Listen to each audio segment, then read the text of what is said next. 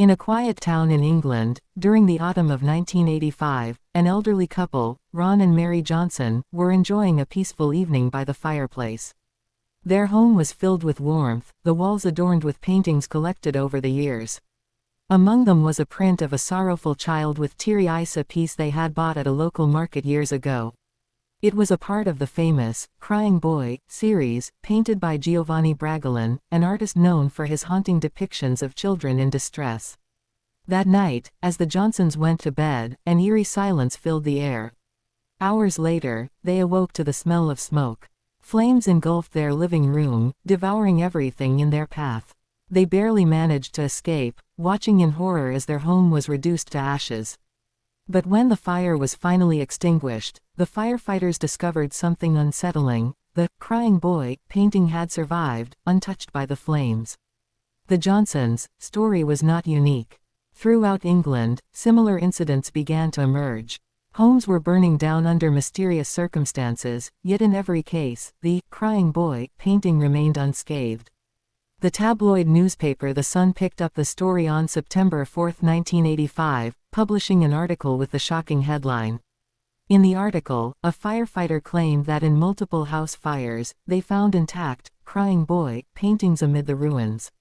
Even more chilling, some firefighters refused to have the painting in their own homes, fearing it carried a curse. The story spread like wildfire, and more people came forward with their own eerie experiences.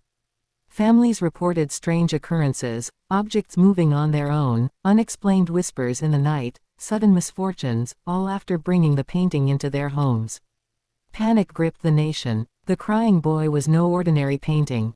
It was one of many copies mass-produced in the 1950s and 60s, selling in large numbers across Europe.